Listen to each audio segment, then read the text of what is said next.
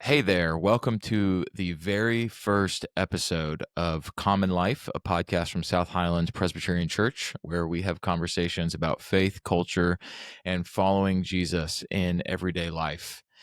It is every young man's dream to start a podcast. And even more than that, it is every young man's dream to have his mom as his first guest. Today, I am fulfilling both of these dreams. In a moment, I'll be joined by the Reverend Dr. Jacky Gatliff, or the woman I have just called Mom for the past 33 years. And we are going to have a conversation about grief and loss and how we can navigate those experiences as Christians. It is a great conversation. My mom has spent a lot of time contemplating these things from both a clinical and a spiritual point of view, and she brings it together in her ministry, which you'll learn a little bit more about. Before we join up with her, I wanted to give a shout out to Jeremy Moore.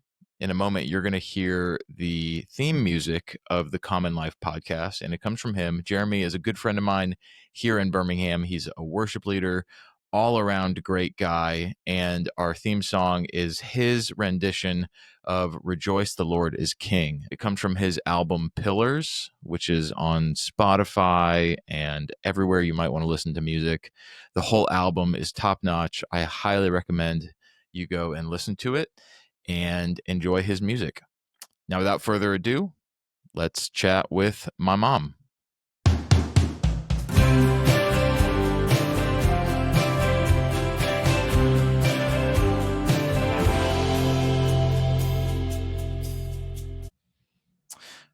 All right. Well, the first question I have for you is, how does it feel to be the first guest on your son's podcast? It's an honor. It is a complete honor. This is really fun. Thanks for asking me. Well, I didn't just call you because you're the only one who will answer the phone, although that does help. I But always answer the phone when you call. it's true. But we're going to talk about grief and what that looks like in the Christian life and in the church in particular, which you have some experience with. But before we dive into the topic at hand, tell everybody a little bit about yourself. I obviously know quite a bit about you, but who are you? What have you been up to recently, and what are you doing now? Well, I am a Southerner by birth and born in Memphis, grew up in Richmond, Virginia. I was a Young Life kid, became a Christian in high school, went to University of Virginia, which was very formative for me, being part of a church plant there. And so church has very much been a part of my life. All of my life. Found my way to Gordon Conwell Theological Seminary, the New England campus, South Hamilton, Massachusetts. And we studied theology. And then met your father there the first day I was there. And How long did y'all date? 4 weeks, and we were engaged. And 6 months later, you like that part, don't you?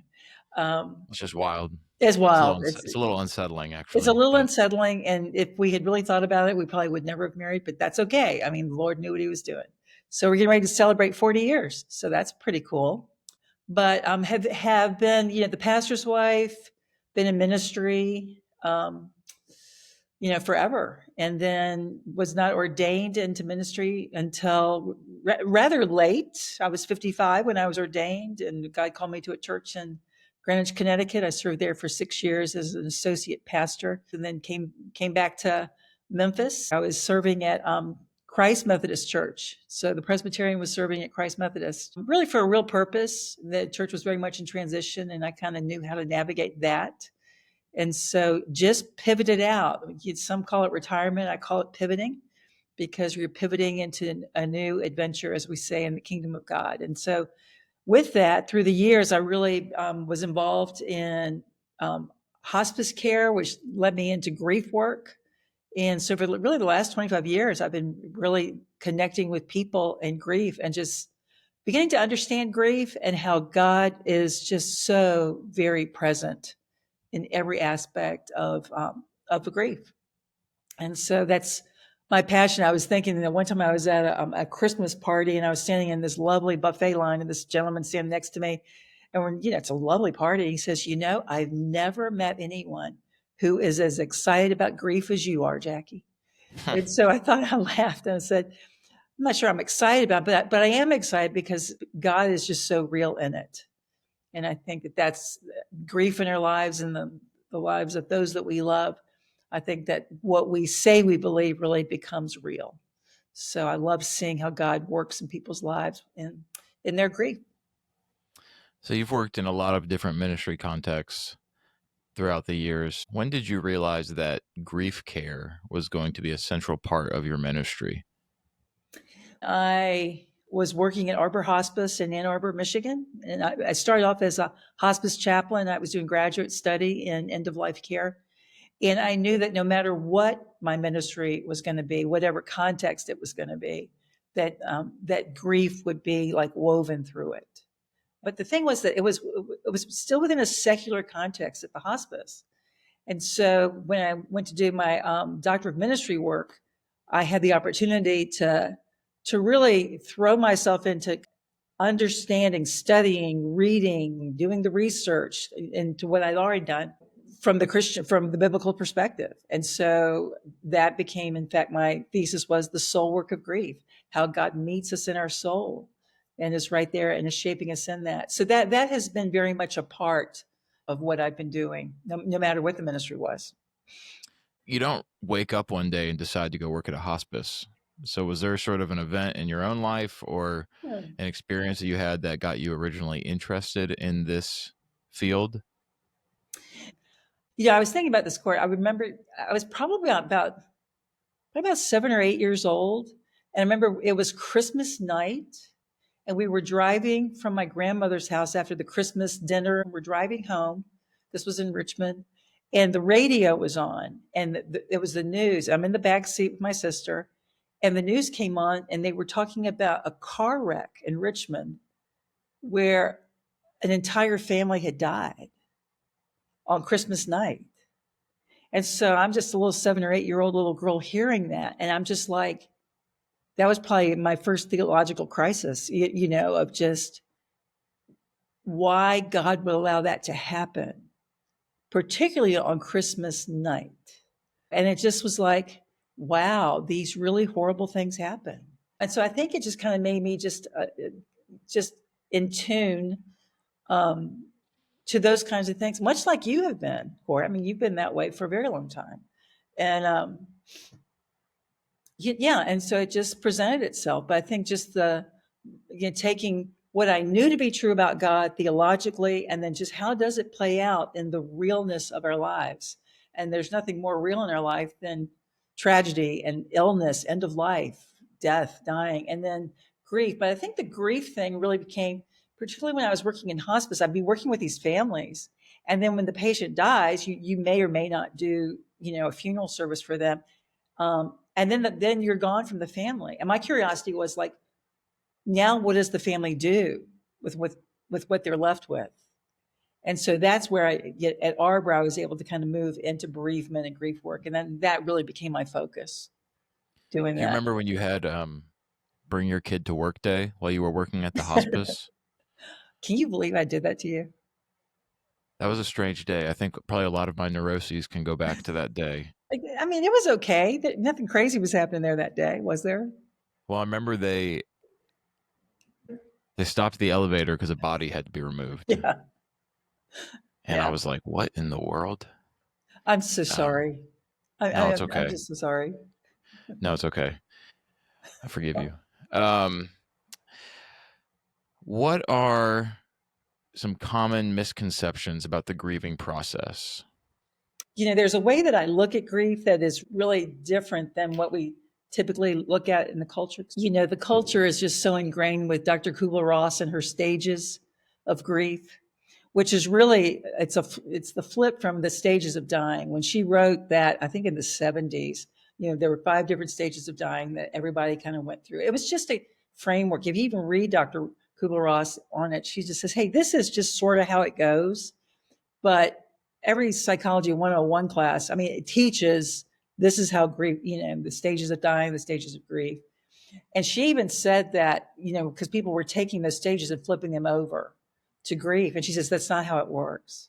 And so even now, I'll hear it in the news, something happens and people will talk about that they're still in this stage. Well, no, it's not a stage. It's really, and granted, it's a little bit of a play on words. I take that, but really look at it as like an experience, because it affects everything about us, socially, emotionally, spiritually, physically. We forget that grief impacts us physically. It's not a linear thing at all, where you say, and the best way to describe it is that, somebody has 3 weeks after a death, they're driving, on the highway, and all of a sudden they find themselves in a little bit of road rage. And then they said, "Oh, what's going on with me? Oh, I'm grieving. There's my anger. Okay, good. I had my anger. Check it off." Then 4 weeks later, they find themselves in the same spot.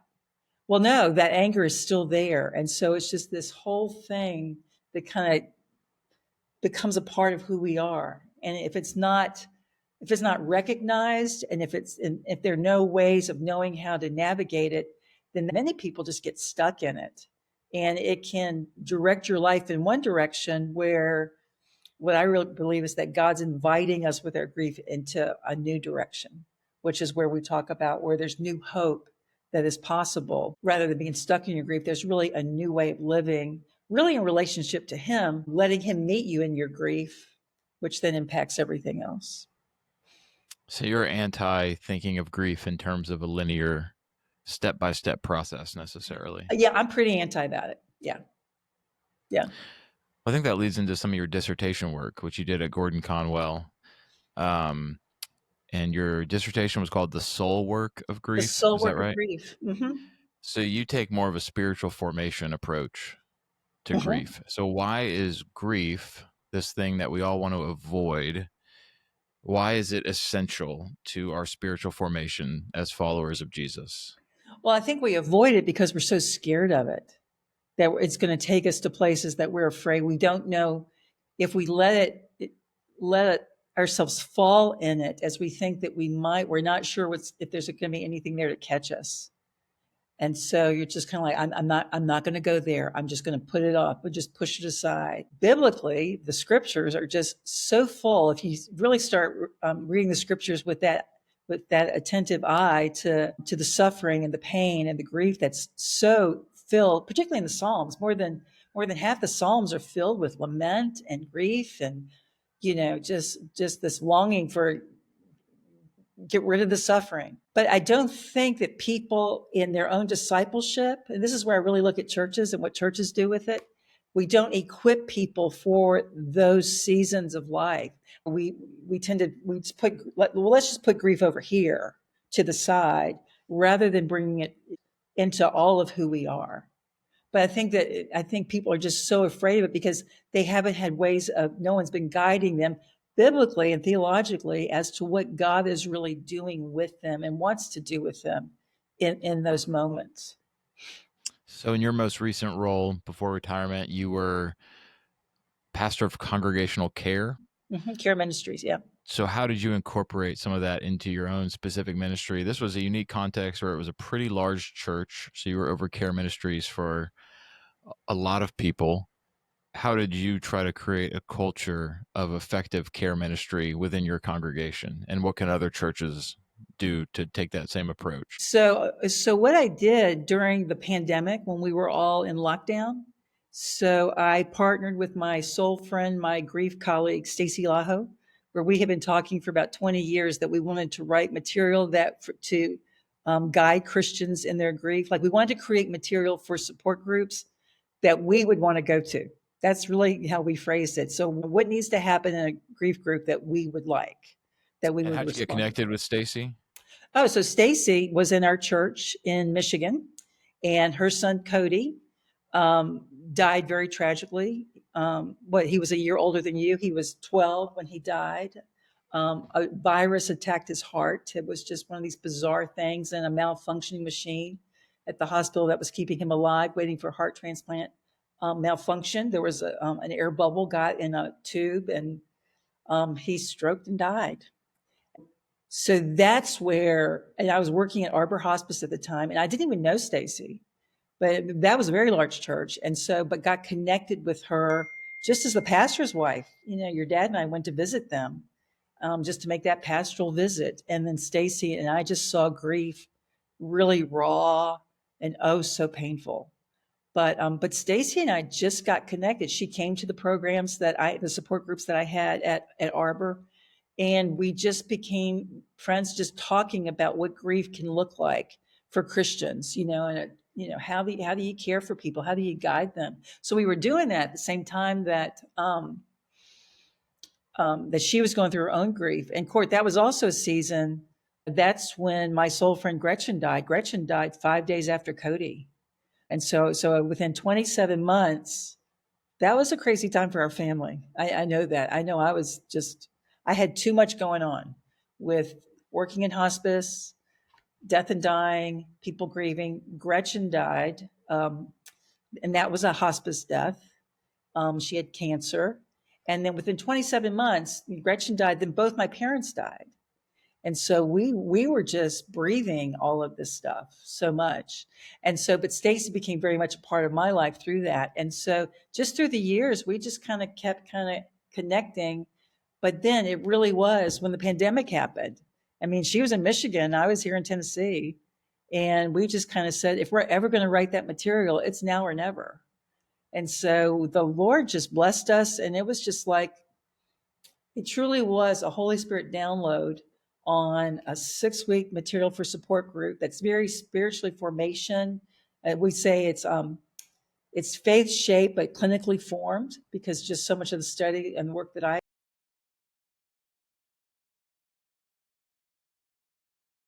but it very much guided how we designed it.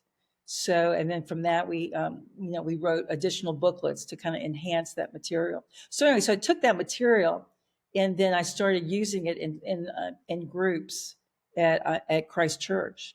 And one of the things that's really different from the way we do it, we really stick to this, and this has been affirmed up and down. People just say, yes, that's how you do it. Is that our groups are loss specific.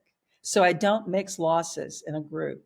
So it will be like loss of spouse, and everybody there, male, female, has lost a spouse, or loss of adult child. But that's kind of it's a 6-week group. Some of the other things that are out there in churches are twice as long. But this is very much spiritually formation driven. What are the mistakes that you see churches making when it comes to grief care? If they don't pay attention to it, or they marginalize it, they just kind of put it over here. They don't realize that it is a whole change in the person, that it's not just something that happened that then they're going to deal with and then move on. No, this changes their whole perspective. It's going to change the way they look at God, the way they look at relationships, the way they worship, the way they just live their lives. But most churches just say, okay, well, this just kind of happened, so let's just put them through this program, and then it's all good.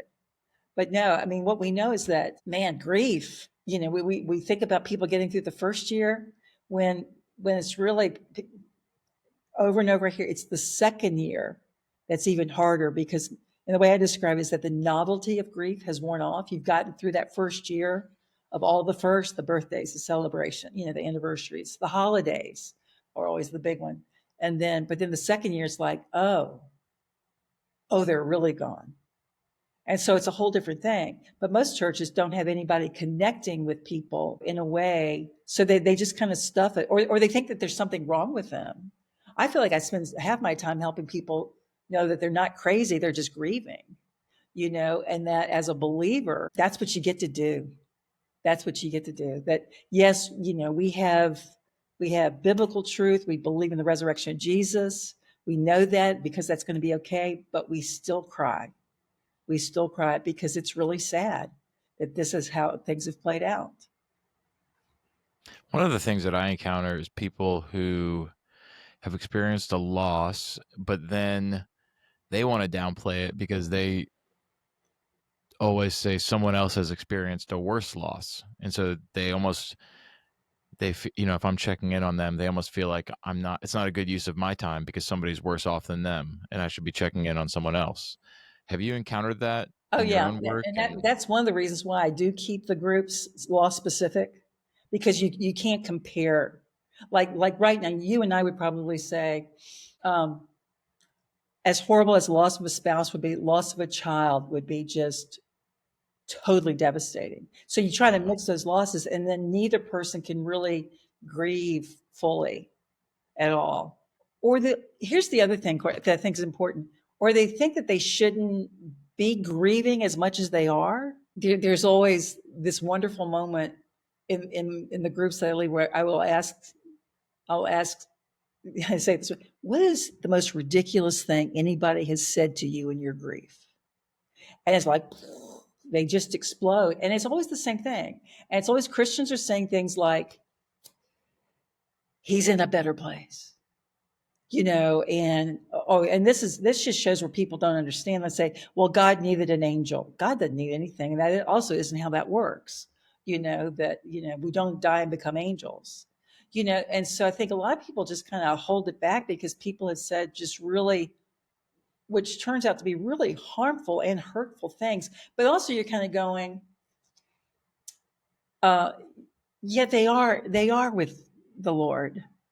But I learned this from Stacy when I first time I met her, that time when Mike and I, when your dad and I went to their house, people were saying those things to her. Now her 12-year-old son is gone. And they say, well, he's in a better place. And I remember Stacy, she didn't even know me, and she got like up close and screamed at me. But he's not here. Yes, he's in a better place, but he's not here. And so to help her be able to say, that's right, that's horrible. Yes, let's go with that. But we hesitate. I mean, it's so hard for me when I'm talking to people when, like someone's spouse has died. They said, oh, he was sick for so long. I'm so glad, it's over. He's in a better place. I'm really fine. I did all my grieving before. There's a real difference between grieving, anticipating a death, and then grieving after the death. They're two different things. They're similar, but they're two different things. And so it has been so hard for me when I have to say, oh, just come be with other people, where you can find that connection and just hear what God's doing in their life, and then you'll recognize what he's doing in yours.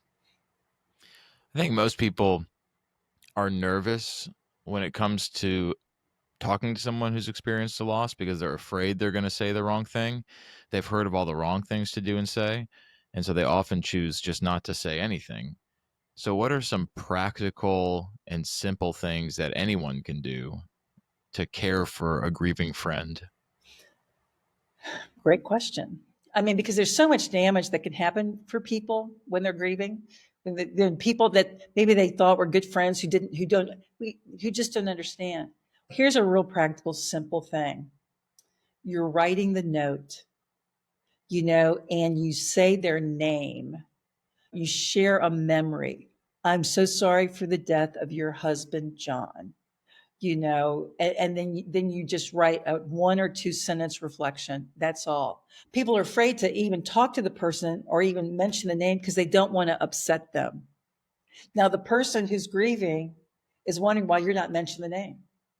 And if you make them tear up or cry, okay, it's right there. They're always thinking about the person, particularly in those early weeks, months, the first year, so they are in tune with the fact that you're not connecting with them in a real way, or so it's like, I mean, Stacy and I mean, we still talk about Cody, I'll just, I'll say something came up the other day. She and I are talking and I asked her a specific question about Cody, and, around that time, and she's ready to talk about it, but nobody's asking her, but it's right there. She didn't have to think about it.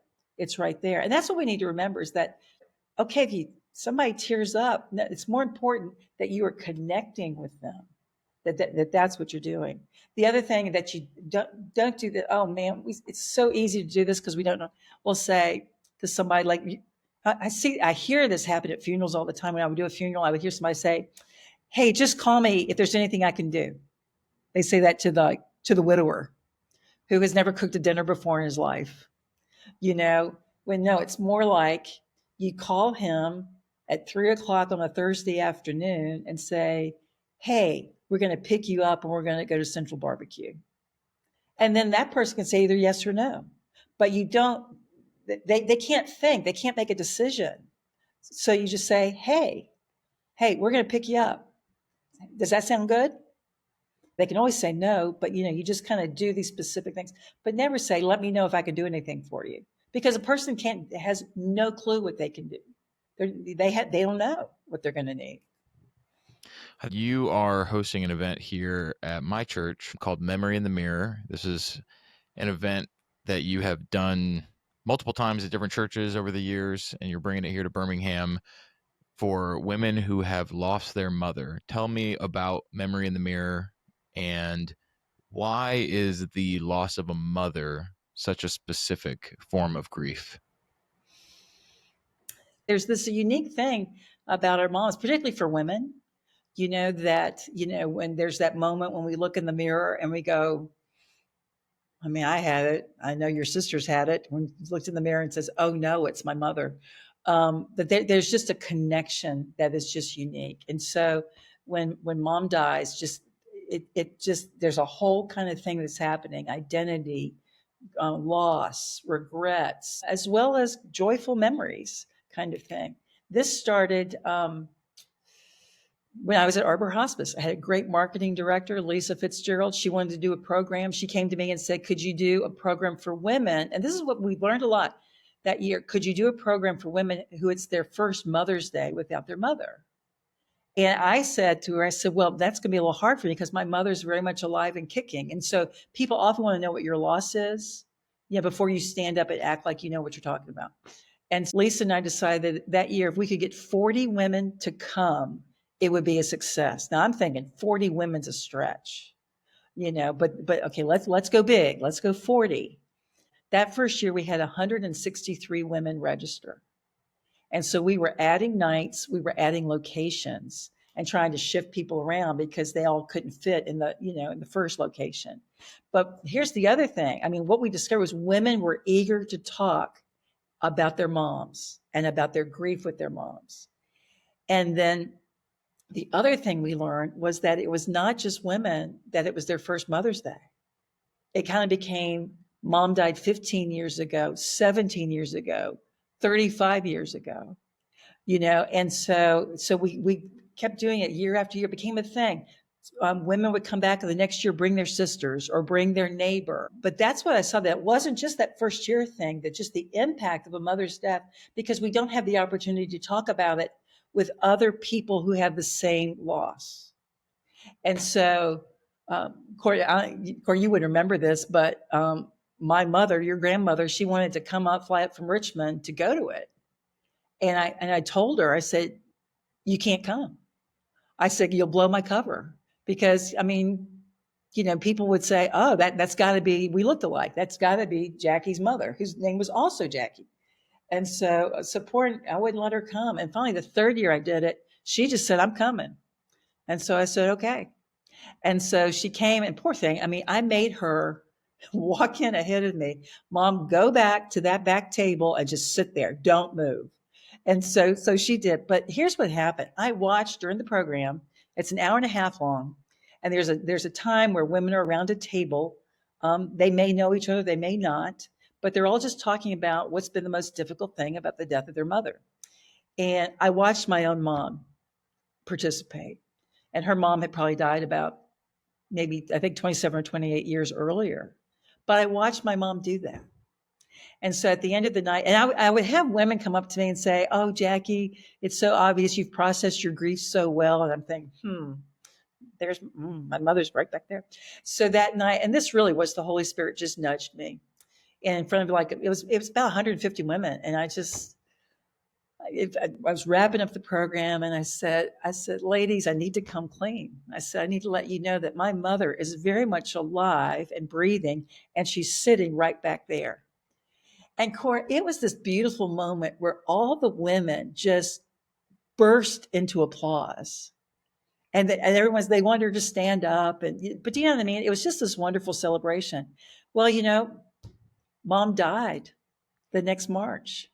So that was right before, she got to come to that, be a part of that before she herself died. So that has always been just really meaningful to me. And so that's why I say that this program is dedicated to her. Would you say that memory in the mirror is for, you would say it's for anyone who's lost a mom at any point, any woman who's lost a mom, and for, I think you've said also people who are preparing to lose their moms. Yeah. Maybe they know their moms are aging. Hmm. And then I've had some people reach out and say, this sounds like a great event for someone who really loved their mom. But I didn't love my mom all that much. There was a complicated relationship there. So is this just for people who have really uncomplicated relationships with their moms? Nobody. Is there a such thing Nobody. as There's that? no such thing. There's no such thing. But you know what? It really does give women a chance, really, to also hear other women talk about it, and then it kind of gives them words and language for their own thing that they're feeling. There's a part of the program where, let me describe. The program's an hour and a half long. The first half hour is really about education about grief, biblical understanding of grief, the uniqueness of the loss of her mother. Women get to talk about it, but the last half is women are sharing memories or experiences. And I have always so valued when a woman has stood up and said, "My mom was just difficult, just so difficult." And other women, even after they've told a great story, they're like, "Yeah, yeah." And so, it validates them. Then I think in many ways it frees them up to, in fact, grieve because they say, yeah, this person was difficult. And I can say that, and now I can grieve them. I can grieve all that was lost because they were difficult, or just, yeah, or what could have been. There was one woman. Let me tell this story really quickly. I would kind of play a game. This sounds silly, like finding out how long ago had the mother died. And a woman called. I could tell she was really elderly, and then she finally offered, or she offered, and she says, "I'm 87 years old, and my mother died when I was 10, and I've missed her every day of my life." And so I said, "Please come." And so she came. She's a little bit of a short person, and she came. She sat on the front table. She was all in. Man, when that thing was done, she got up and she was out the door. And I kind of followed her out. And because I wanted to know, did she get what she was looking for?